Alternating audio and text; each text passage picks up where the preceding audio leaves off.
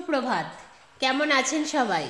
আমি অনন্যা, অনন্যার ব্লগসের আরও একটি ঝাঁ চকচকে নতুন ব্লগে আপনাদের সকলকে জানাই অনেক অনেক অনেক স্বাগত।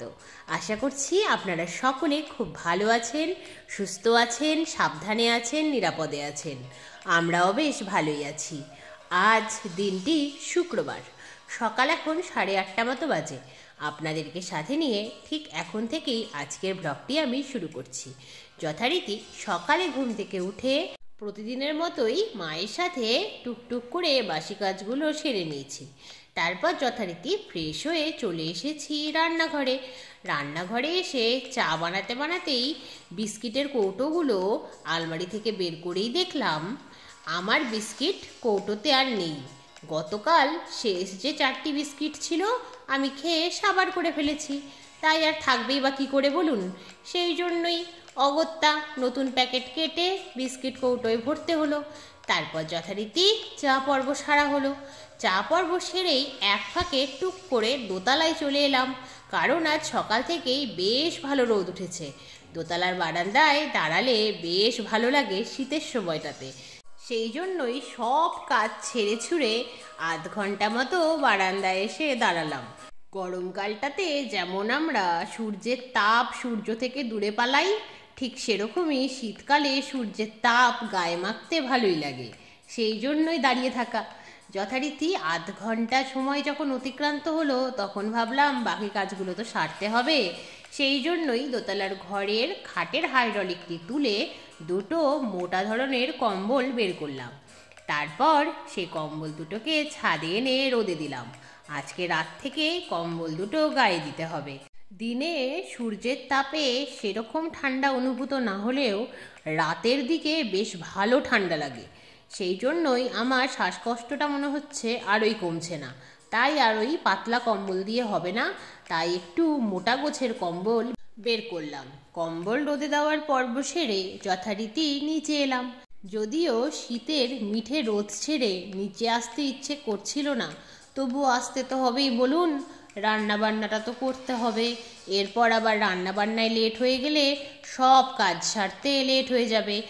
আর এদিকে বেশ ঠান্ডা ঠান্ডা ভাব পড়ার পর থেকেই দেখছি বেলার দিকে স্নান করলে শ্বাসকষ্টের সাথে সাথে শরীরটাও কেমন ম্যাজ ম্যাজ করে, জ্বর জ্বর লাগে। সেই জন্যই স্নানটা লেট করা যাবে না। সেই জন্যই আরও তাড়াতাড়ি রান্নাবান্নাটা সারার জন্যই মিঠে শীতের রোদের লোভ ছেড়ে রান্নাঘরে চলে এলাম। আর আজকে বেশ ভালোই উত্তরে হাওয়া দিচ্ছে জানেন।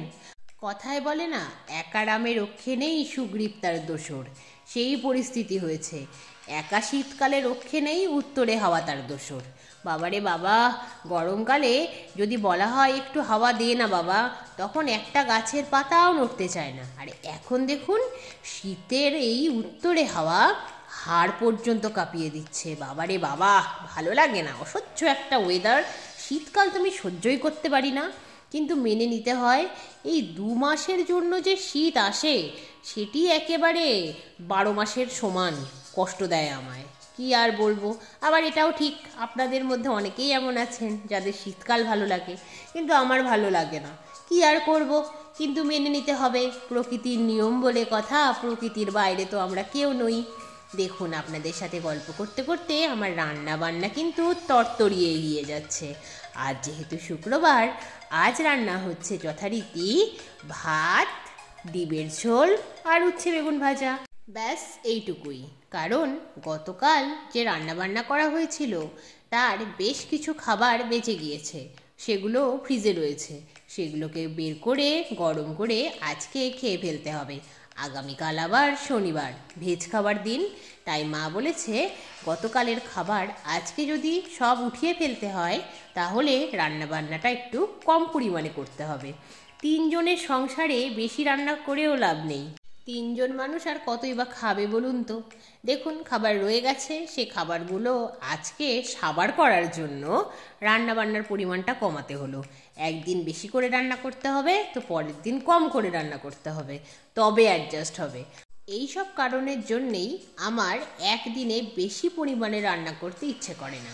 আবার কোনো কোনো দিন আমার মা নাছোড়বান্দা হয়ে যায়, না এই সবজিগুলো আছে, এটাও করতে হবে ওটাও করতে হবে। শেষ পর্যন্ত একই ব্যাপার হয়, খাবারগুলো রয়ে যায়, পরের দিন আবার গরম করতে হয়। এই চলে আসছে। যদিও একটিও বাসি খাবার বাবাকে খাওয়ানো হয় না, কারণ বাবাকে সুস্থ রাখাটাই এখন আমার জীবনের মূল মন্ত্র বলতে পারেন। দেখুন, আপনাদের সাথে গল্প করতে করতে আমার কিন্তু রান্নাবান্না কমপ্লিট হয়েই গেল। তারপর যথারীতি বাসনগুলোকে বাইরের কলতলায় নামিয়ে দিয়ে এলাম। এখন এক এক করে মশলাপাতির কৌটোগুলো মুছে ক্লিন করে নিচ্ছি।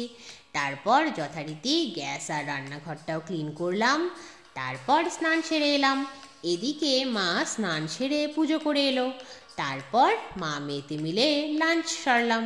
লাঞ্চ সেরে একটু রেস্ট নিতে যাব, এমন সময় মা বলছে, আর বলিস না, আজকে সন্ধেবেলাটাই চা খেতে পারবি, কালকে সকাল থেকে চা আর খেতে পারবি না। আমি অবাক হয়ে জিজ্ঞাসা করলাম, এটা আবার কেমন ব্যাপার হলো? মা বলছে, চা অতটুকুই রয়েছে, আজকে সন্ধেবেলা চলার মতোই রয়েছে, কালকে সকাল থেকে আর পাবি না খেতে, চা পাতা নেই। তো অগত্যা আবার রেডি হয়ে বেরোতে হলো। বেরিয়ে চা পাতা কিনে আনলাম। তারপর বাড়িতে এসে ড্রেস চেঞ্জ করে ফ্রেশ হয়ে একটু রেস্ট নিতে না নিতেই সন্ধে হলো। যথারীতি সন্ধে প্রদীপ দেখানো হলো। তারপর সান্ধ্যকালীন চা পর্ব সেরে আধ ঘন্টার মধ্যেই দোকান থেকে যে গাজরের হালুয়াটা কিনে এনেছিলাম সেটি একটু ট্রাই করে দেখলাম। দারুণ খেতে। বালুরঘাটে গাজরের হালুয়া পাওয়া যাচ্ছে মিষ্টিমহল দোকানটিতে।